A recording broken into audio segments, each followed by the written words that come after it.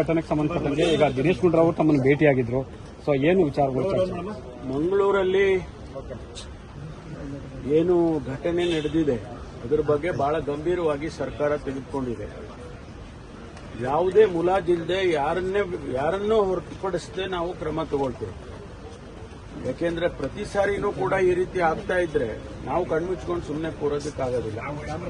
ಕಾನೂನನ್ನ ಇನ್ನೂ ಎಷ್ಟು ಬಿಗಿ ಮಾಡಬೇಕು ಅದನ್ನ ಖಂಡಿತವಾಗಿ ಮಾಡ್ತೀವಿ. ಯಾರನ್ನು ಮುಲಾಜಿಟ್ಕೊಳ್ಳೋದಿಲ್ಲ ನಾವು. ಎರಡನೇದು, ನಾನು ಕಳೆದ ಬಾರಿ ಮರ್ಡರ್ ಆದಾಗ ನಾನೇ ಖುದ್ದಾಗಿ ಹೋಗಿದ್ದೆ.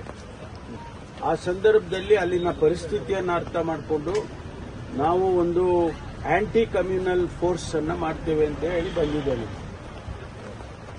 ಈಗ ಅದಕ್ಕೆ ಸ್ವಲ್ಪ ಫಾರ್ಮ್ಯಾಲಿಟೀಸ್ ಅಂದ್ರೆ ಯಾವ ರೀತಿ ಮಾಡಬೇಕು, ಯಾರು ಅದನ್ನ ಹೆಡ್ ಮಾಡಬೇಕು, ಅವರಿಗೆ ಏನು ಪವರ್ ಕೊಡಬೇಕು, ಇದೆಲ್ಲವನ್ನು ಕೂಡ ಪರಿಶೀಲನೆ ಮಾಡಿ ಸ್ಟಡಿ ಮಾಡಿ ಅದನ್ನ ಮಾಡಬೇಕು ಅಂತ ಹೇಳಿ ಇವತ್ತು ನಿನ್ನೆ ದಿವಸ ಅದಕ್ಕೆ ಒಂದು ಸರ್ಕಾರಿ ಆದೇಶವನ್ನು ಕೂಡ ಹೊರಡಿಸಿದೆ.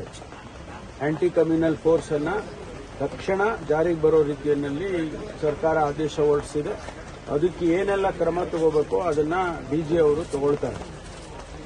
ನಾವು ಇದನ್ನ ಬಹಳ ಸೂಕ್ಷ್ಮ ಪ್ರದೇಶ ಅಂತ ಹೇಳಿ ಪರಿಗಣಿಸಿದೆ. ಈ ಭಾಗ ಬಂದು ದಕ್ಷಿಣ ಕನ್ನಡ ಜಿಲ್ಲೆ ಇರ್ಬೋದು, ಉಡುಪಿ ಇರ್ಬೋದು, ಶಿವಮೊಗ್ಗ ಇರ್ಬೋದು, ಈ ರೀತಿ ಕಮ್ಯುನಲ್ ಆಕ್ಟಿವಿಟೀಸ್ಗಳು ಎಲ್ಲೆಲ್ಲ ಆಗುತ್ತೆ ಇವುಗಳನ್ನ ಬಹಳ ಸೂಕ್ಷ್ಮ ಪ್ರದೇಶಗಳಾಗಿ ನಾವು ಪರಿಗಣಿಸ್ತೇವೆ.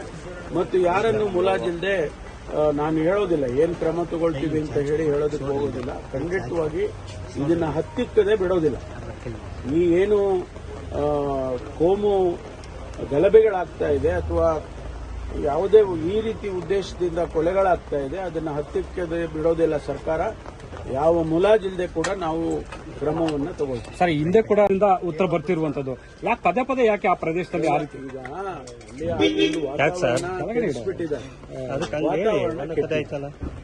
ಒಬ್ರು ಇವ್ರು ಮರ್ಡರ್ ಮಾಡಿದ್ರೆ ಅವರೊಂದು ಮರ್ಡರ್ ಮಾಡೋದು, ಅವರೊಂದು ಮಾಡಿದ್ರೆ ಇವ್ರು ಮಾಡೋದು, ಈ ರೀತಿ ಈ ದ್ವೇಷ ಭಾವನೆ ಬಂದ್ರೆ ಸಮಾಜ ಎಲ್ಲಿ ಉಳಿಯೋದು, ಅಲ್ಲಿ ಜೀವನ ಮಾಡೋಕ್ಕಾಗುತ್ತೆ. ಅದನ್ನ ಸರ್ಕಾರ ನಾವು ನೋಡ್ಕೊಂಡು ಸುಮ್ಮನೆ ಇರೋದಿಲ್ಲ. ಖಂಡಿತವಾಗಿ ಇದನ್ನ ನಿಲ್ಲಿಸ್ತೀವಿ, ನಿಲ್ಲಿಸದೆ ಬಿಡೋದಿಲ್ಲ. ಸರ್, ಆಂಟಿ ಕಮ್ಯುನಲ್ ಫೋರ್ಸ್ ರಚನೆ ಮಾಡ್ತೀನಿ ಅಂತ ನೀವು ಲಾಸ್ಟ್ ಟೈಮ್ ಸರ್ಕಾರಿ ಆದೇಶ ಸ್ವಲ್ಪ ಲೇಟ್ ಬಂದ್ರೆ ನೀವು ಸರ್ಕಾರಿ ಆದೇಶವನ್ನ ನಿನ್ನೆ ದಿವಸನೇ ಬಿಡುಗಡೆ ಮಾಡಿದ್ದೇವೆ. ಅದನ್ನ ನಿನ್ನೆ ಅಲ್ಲಿ ಮಂಗಳೂರಲ್ಲಿ ಹೇಳಿ ಬಂದು ನಾಳೆ ಬೆಳಗ್ಗೆ ಇಲ್ಲಿ ಫೋರ್ಸ್ ಮಾಡಕ್ ಆಗೋದಿಲ್ಲ. ಅದನ್ನ ಯಾವ ರೀತಿ ಮಾಡಬೇಕು, ಅದು ಯಾವ ತೀರ ಸ್ಟ್ರಕ್ಚರ್ ಮಾಡಬೇಕು, ಅದನ್ನೆಲ್ಲ ಎಷ್ಟು ದಿವಸ ಸಮಯ ತಗೊಂಡು ಮಾಡಿದ್ದೇವೆ. ಈಗೇನು ಆಂಟಿ ನಕ್ಸಲ್ ಫೋರ್ಸ್ ಇದೆ ಅದರಲ್ಲೇ ನಾವು ಆಂಟಿ ನಕ್ಸಲ್ ಫೋರ್ಸ್ ಅನ್ನ ಮುಚ್ಚಬೇಕು ಅಂತೇಳಿ ನಾವು ಅಂದ್ಕೊಂಡಿದ್ದು. ಆ ಫೋರ್ಸ್ ಅನ್ನ ಅರ್ಧ ಭಾಗ ಫೋರ್ಸ್ ಅನ್ನ ಈ ಆಂಟಿ ಕಮ್ಯುನಲ್ ಫೋರ್ಸ್ ಆಗಿ ಕನ್ವರ್ಟ್ ಮಾಡಿ ಅವರಿಗೇನೆಲ್ಲ ಹೆಚ್ಚು ಅಧಿಕಾರ ಬೇಕು ಮತ್ತು ಅವ್ರಿಗೆ ಬೇಕು ಎಲ್ಲ ಸವಲತ್ತುಗಳು ಬೇಕು ಅದೆಲ್ಲ ಕೊಟ್ಟು ನಾವು ಈಗ ಅದನ್ನ ಪ್ರಾರಂಭ ಮಾಡ್ತೀವಿ. ಮೂರು ಜಿಲ್ಲೆಯಲ್ಲಿ ಅಂತ ಹೇಳಿದ್ದೇವೆ, ಶಿವಮೊಗ್ಗ ಮತ್ತು ಉಡುಪಿ ಮತ್ತು ಮಂಗಳೂರು. ಆ ಜಿಲ್ಲೆಗಳಲ್ಲಿ ಹೆಚ್ಚು ಫೋಕಸ್ ಮಾಡಿ ನಾವು ಮಾಡ್ತೇವೆ. ಸರ್, ಕೋಮು ಭಾವನೆಯನ್ನು ಕೆರಳಿಸುವಂತಹ ಪ್ರಯತ್ನಗಳು ಕೂಡ ಅಲ್ಲಿ ಜಾಸ್ತಿ ಆಗ್ತಿದೆ. ಇಲ್ಲ, ನಾವು ಅದಕ್ಕೆ ಒಂದು ಕಡೆ ಕಾನೂನು, ಇನ್ನೊಂದು ಕಡೆ ಶಾಂತಿ ತರೋದಕ್ಕೆ ಏನ್ ಮಾಡಬೇಕು ಅಂತೇಳಿ ಪೀಸ್ ಮೀಟಿಂಗ್ಸು ಅಥವಾ ಕಮ್ಯುನಿಟಿ ಮೀಟಿಂಗ್ಸು ಇವೆಲ್ಲ ಮಾಡೋದಕ್ಕೂ ಕೂಡ ಸೂಚನೆಯನ್ನ ಕೊಟ್ಟಿದ್ದೇನೆ. ನಾನು ಕಳೆದ ಸಾರಿನೂ ಕೊಟ್ಟಿದ್ದೆ. ನೀವು ಪೀಸ್ ಮೀಟಿಂಗ್ಗಳು ಮಾಡಿ ಕಮ್ಯುನಿಟಿ ಲೀಡರ್ಸ್ಗಳನ್ನ ಕರೆದು ಸ್ವಲ್ಪ ಮಾತಾಡಬೇಕು. ಇದನ್ನ ಮಂಗಳೂರನ್ನ, ದಕ್ಷಿಣ ಕನ್ನಡ ಜಿಲ್ಲೆಯನ್ನು ಹೀಗೆ ಬಿಡಕ್ಕಾಗಲ್ಲ. ಬಹಳ ಒಂದು ಒಳ್ಳೆ ಜನ ಇರುವಂತ ಜಿಲ್ಲೆ ಅದು. ಬಹಳ ವಿದ್ಯಾವಂತರಿದ್ದಾರೆ, ಬಹಳ ಬುದ್ಧಿವಂತರಿದ್ದಾರೆ. ಒಳ್ಳೆ ಜಿಲ್ಲೆ, ಬೆಳವಣಿಗೆಗೆ ದೃಷ್ಟಿಯಲ್ಲೂ ಕೂಡ ಬಹಳ ಅವಕಾಶಗಳಿರುವಂತಹ ಜಿಲ್ಲೆ. ಅದಕ್ಕಾಗಿ ನಾವು ಅದನ್ನ ಹೆಚ್ಚು ಫೋಕಸ್ ಮಾಡಲೇಬೇಕಾಗುತ್ತೆ. ಸರ್, ಎಲ್ಲ ಕೊನೆ ಆಗುತ್ತೆ ಅನ್ನೋ ವಿಶ್ವಾಸ ಇದೆಯಾ ಸರ್? ನಾವು ಮಾಡಲೇಬೇಕಲ್ಲ, ಕೊನೆ ಆಗುತ್ತೆ ಅಂತ ವಿಶ್ವಾಸದಿಂದಲೇ ಮಾಡ್ಬೇಕು. ನಾವು ಇಲ್ಲೇ ಇದ್ರೆ ಆಗೋದಿಲ್ಲ ಅಂತ ಹೇಳಿ ಅಪನಂಬಿಕೆ ಇಟ್ಕೊಂಡು ಮಾಡಕ್ಕಾಗೋದಿಲ್ಲ. ನಾವು ಕೊನೆ ಮಾಡ್ತೀವಿ.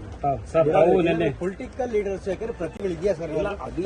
ಅದು ಆಟೋಮೆಟಿಕ್ ಆಗಿ ಅದನ್ನೆಲ್ಲ ನಾವು ವೆರಿಫೈ ಮಾಡ್ಕೊಳ್ತೀವಿ. ಈಗ ನೆನ್ನೆ ಅವ್ರು ಮರ್ಡರ್ ಆದ ತಕ್ಷಣ ಸಂಜೆ ಒಳಗಡೆನೆ ನಾವು 4 ಜನನ ಅರೆಸ್ಟ್ ಮಾಡಿದ್ವು. ಈಗ ಇನ್ನೂ ಅವರ ಹೇಳಿಕೆಗಳಲ್ಲಿ ನಮಗೆ ಕೆಲವೆಲ್ಲ ಬಹಳ ಗಂಭೀರವಾದಂತ ಮಾಹಿತಿಗಳು ಸಿಕ್ಕಿದಾವೆ. ಅದನ್ನು ಕೂಡ ನಾವು ಉಪಯೋಗ ಮಾಡಿಕೊಂಡು ಏನ್ ಕ್ರಮ ತಗೋಬೇಕು ತಗೊಳ್ತೀವಿ. ಪೊಲೀಸ್ ಕ್ರಮಗಳು ಆಗ್ತಾ ಇದೆ ಸರ್, ಆದ್ರೆ ಅಲ್ಲಿ ಬೇರೆ ರೀತಿಯಲ್ಲೂ ಸಹ ಪ್ರಯತ್ನಗಳು ಆಗ್ಬೇಕು. ಪ್ರಚೋದನಕಾರಿ ಭಾಷಣಗಳು, ಹಿಂದುತ್ವ ಅನ್ನೋದು ಒಂದ್ ಕಡೆ ಇರುತ್ತೆ, ಮತ್ತೊಂದ್ ಕಡೆ ನಾನ್ ಹಿಂದುತ್ವ ಅನ್ನೋದು. ಒಂದ್ ಕಡೆ ಜನಪ್ರತಿನಿಧಿಗಳು ಕೂಡ ರಿಸ್ಟ್ರೆಂಟ್ ಇರಬೇಕು. ಅವರು ಪ್ರಚೋದನೆ ಮಾಡಕ್ ಹೋದ್ರೆ ಬೇರೆ ಯಾವ ರೀತಿ ನೀವು ನಿಲ್ಸಕ್ಕಾಗತ್ತೆ? ನಾವು ಜನಪ್ರತಿನಿಧಿಗಳು ಕೂಡ ಒಂದು ರೀತಿಯಲ್ಲಿ ಶಾಂತಿ ತರೋದಕ್ಕೆ ಎಲ್ಲ ಪ್ರಯತ್ನನೂ ಮಾಡಬೇಕು. ತಾವು ನಿನ್ನೆ AICC ನಾಯಕ